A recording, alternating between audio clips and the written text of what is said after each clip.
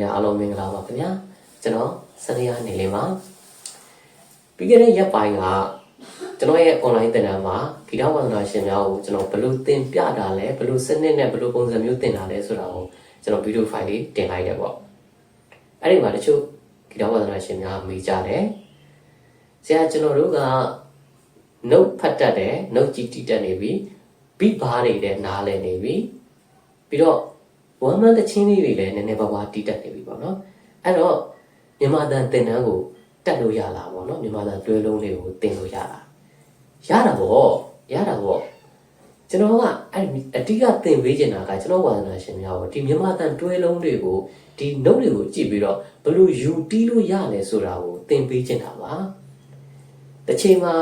ကျွန်တော်ရဲ့ဂီတဝါသနာရှင်များမိမိတီးချင်တဲ့တခြင်းတွေကိုကိုယ်တိုင်နှုတ်ကြည့်ပြီးတော့လက်ကွက်ရှာတီးတက်အောင်လို့တီးတက်နိုင်အောင်လို့ကျွန်တော်သင်ပေးနေခြင်းဖြစ်ပါတယ်ကျွန်တော်ရဲ့ online သင်တန်းစဖွင့်ဟောပါပေါ့နော်ကျွန်တော်ကိုဗစ်မတိုင်ခင်2018-19လောက်ကဆိုရင်ကျွန်တော်ရဲ့ဂီတဝါသနာရှင်အမာခံလေးဆိုရင်တော့သိမယ်အဲ့က Facebook ခေတ်ပေါ့နော်အခုလိုမျိုး TikTok တွေပါတယ်တော့မှတိတ်ခေတ်မစားသေးဘူးအဲ့ဒီကကျွန်တော် whiteboard တကားကားထောင်ပြီးတော့ note တွေရေးပြီးတော့ဒီ note မှာဆိုရင်အဲ့ဒါပြောင်းတော့ဒီ note မှာဆိုရင်ထန့်အသေးကိုဘယ်လိုတွဲတယ်ထန့်အကြီးကိုဘယ်လိုတွဲတယ် whiteboard တကားကားထောင်ပြီးတော့ကျွန်တော်သင်ပေးနေတာလေကျွန်တော်ရဲ့ဂီတဝါသနာရှင်များအမှားရတယ်ဆိုရင်သိမှာပါနော်ဆိုတော့အဲ့တုန်းကသင်တဲ့ဝါသနာရှင်တွေကကျွန်တော်အဲ့တုန်းကသင်တာက note ကိုလည်းတစ်ခါလဲသင်တယ်ပြီးတော့အဲ့ note ကိုကြည့်ပြီးတော့မြန်မာတန်တွဲလုံးအခြေခံတွဲလက်ကွက်တွေကိုလည်းသင်တော့နှစ်မျိုးဖြစ်နေတယ်အလုံးတစ်ခုဖြစ်နေတယ်ကျွန်တော်ဝါသနာရှင်တွေကတချို့အခုမှစတင်တဲ့ဝါသနာရှင်တွေကဒီခလုတ်တွေရဲ့ do re mi fa 1 2 3 4တွေကိုလည်းကြက်နေရတယ်ခလုတ်တွေနဲ့လည်းမှတ်မိအောင်လို့တွဲပြီးလုပ်နေရတယ်ပြီးတော့မှအဲ့ဒါဟာမြန်မာတန်တွဲလုံးကိုတစ်ခါထပ်ပြီးတော့မှတ်နေရတော့သူတို့ကအလုံးတွေကနှစ်ခုသုံးခုဖြစ်နေတော့ချို့ဆိုလေထွက်ကုန်တော့ကျွန်တော်အဲ့ဒါဆိုစင်မပြေသေးဘူးကဘယ်လိုပုံစံမျိုးနဲ့ဝါသနာရှင်တွေအဆင်ပြေအောင်မပြန်သင်ကောင်းလဲဆိုပြီးစဉ်းစားလိုက်တော့ဟုတ်ပြီနှုတ်ကိုအရင်ရအောင်လို့သင်လိုက်ပဲဆိုတော့အဲ့ဒါနဲ့ကျွန်တော် level 1သင်တဲ့ကာလ3လဆိုပြီးတော့ level 1ဆိုကျွန်တော်ခွဲလိုက်တယ်နှုတ်ကိုအရင်သင်မယ်ပေါ့နော် level 1သင်တဲ့ကာလမှာနှုတ်ကိုအရင်သင်မယ်ပြီးတော့အဲ့နှုတ်သင်နေရင်းနဲ့ကို1 man တချင်းလေးတွေလည်းတီးတက်သွားအောင်လို့ရောပြီးသင်လိုက်တာပေါ့အဲ့တော့ဒီ level 1သင်တဲ့ကာလမှာကျွန်တော်ဝါသနာရှင်များကဒီညာဘက်လက်နဲ့နောက်ကိုကြည့်ပြီးတော့တချင်းလေးတွေတန်စင်လေးတွေပြပါလေးတွေတန်ကိုမှတ်မှန်လေးတီးတက်သွားတယ်အဲ့လိုမျိုး3လမှာ level 1 3လမှာနောက်ကိုရသွားပြီဆိုတော့မှကဲ level 2ကျတော့အဲ့နောက်ကိုအခြေခံပြီးတော့ကျွန်တော်တို့ကလက်တက်ဖတ်တယ်နဲ့ဒီလိုများတော့ဘူးစနေရလက်ကောကြတော့ကျွန်တော်တို့ဘယ်ညာပေါင်းစပ်မှု theory တွေအခြေခံတွဲလုံးတွေကိုဘယ်လိုတွဲတယ်သူရဲ့ကျွန်တော်တို့ရဲ့မြန်မာတန်အခြေခံလက်ကွက်တွေတွဲလုံးတွေမှာသူရဲ့ method theory တွေရှိတယ်အဲ့ method theory တွေကိုကျွန်တော်ကပြန်ပြီးတော့ရှင်းပြပြီးတော့သင်ပေးတာပါเนาะအဲ့တော့ level 1မှာ note ကိုရထားပြီးဖြစ်တဲ့ဆိုကျွန်တော်ဝါသနာရှင်တွေက level 2ကိုတခါပြန်သင်လိုက်တော့အဆင်ပြေသွားတယ်အရင်ကတော့ကျွန်တော်စတင်သွားတော့အဲ့လိုမျိုး note ကိုအရင်မသင်ဘဲနဲ့တခါလဲ note မြန်မာတန်လဲတခါလဲသင် note တွေကိုလည်းတခါလဲသင်ဆိုတော့တချို့ဝါသနာရှင်တွေလေတော့ကုန်အခုတော့တော်တော်လေးအဆင်ပြေကြကုန်ပါပြီကျွန်တော်ဝါသနာရှင်တွေအဲ့ဆိုတော့ level 1မှာပပဒီ note တွေကိုလေ့ကျင့်ရတယ်ပေါ့နော်ဆိုတော့ပြီးတော့မှ level 2ကျတော့ဒီ level 1မ3လပါအတွေ့အကြုံလေးတွေရှိထားပြီလေ note အတွေ့အကြုံလေးတွေရှိထားပြီဆိုတော့ပုံမှာတွဲလုံးလေးတွေပဲလိုက်ပြီးတော့မှတ်ရုံပဲတွဲလုံးလေးအခြေခံ method theory တွေကိုပဲလိုက်ကြိုက်ရုံပဲဆိုတော့အဆင်ပြေပါတယ်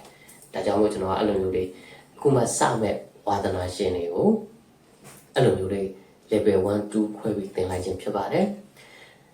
အကယ်၍ကျွန်တော်ဝါသနာရှင်များကကျွန်တော်တို့ကနှုတ်လည်းဖတ်တတ်နေပြီနှုတ်လည်းကြည်တိတက်နေပြီပြီးပါလေးလည်းဓာတ်လည်းပြီဆိုရင်ဝမ်းမန်တဲ့ချင်းလေးတွေလည်းနည်းနည်းပါးပါးရနေပြီဆိုရင်ကျွန်တော်ရဲ့ level 2မြန်မာတန်သင်တန်းကိုတက်လို့ရပါတယ်ခင်ဗျာနော်အဲ့တော့နည်းနည်းလေးပြန်ပြီးတော့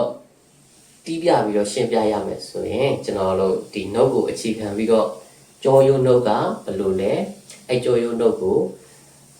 မြန်မာတန်အယူဆနဲ့ဘယ်လိုယူလဲပေါ့အဲ့ဒါလေးနည်းနည်းပြန်ရှင်းကျွန်တော်တီးပြပေးမယ်နော်ဗီဒီယိုဖိုင်လေးကတော့နည်းနည်းရှင်းလို့ရှိရင်စိတ်ရှည်ပြီးတော့ကြည့်ပြပါခင်ဗျာ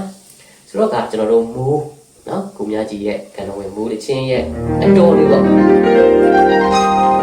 သူ့ရဲ့ကြော်ယူနှုတ်က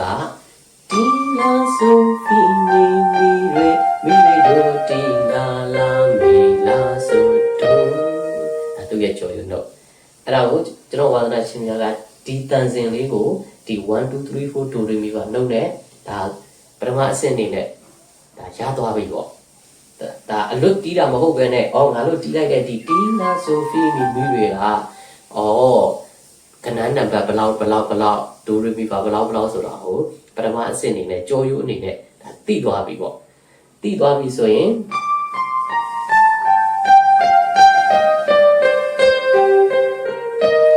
ဒီလောက်ပထမအဆင့်နေနဲ့တိသွားပြီဆိုရင်ကျွန်တော်ကမြန်မာတန်တင်တန်းမှာကျတော့တွဲလုံးနေတယ်အဲ့ဒါကိုဘလို့ပြန်တွဲမလဲပေါ့နော်အဲ့ဒါလေးကိုဘလို့ပြန်တွဲမယ်နားထောင်ကြည့်အောင်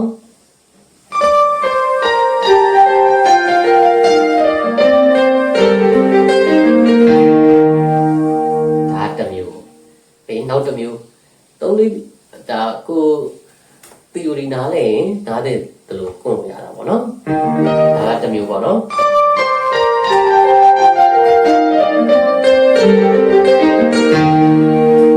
နံပါတ်1ပေါ့ကဲနံပါတ်2ကြည့်ပြမယ်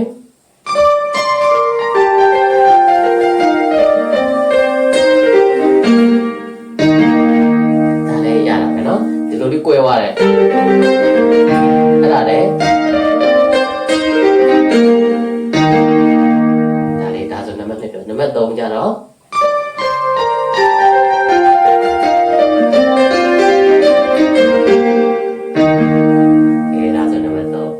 နောက်တစ်မျိုးနံပါတ်4ကိုပြမယ်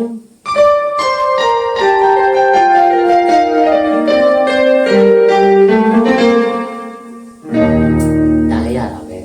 เนาะအဲ့လိုမျိုးလေးတွေပေါ့ဒါဒီရဲ့ဒါအဲ့ဒါသူ့ရဲ့ theory ရှိတယ်เนาะသူ့ရဲ့ method theory ရှိတယ်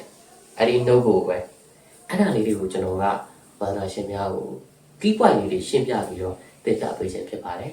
ဒါလေးကိုနားလည်သွားလို့ရှိရင်ကျွန်တော်ရဲ့ဝါသနာရှင်များကတစ်ချိန်မှာမိမိတီးကျင်တဲ့တစ်ချိန်လေးကိုနှုတ်လေးကိုကြည့်ပြီးတော့ကိုယ့်မှာကိုယ်လက်ကွက်ရှာတည်တတ်သွားမှာဖြစ်ပါတယ်ခင်ဗျာအဲ့လိုမျိုးဖြစ်အောင်လည်းကျွန်တော်ကသင်ပေးခြင်းဖြစ်ပါတယ်ဒါကြောင့်မို့ပထမအဆင့်နေနဲ့တော့ဒါလေးကိုဒီအတွက်ဖတ်တွေမလာခင်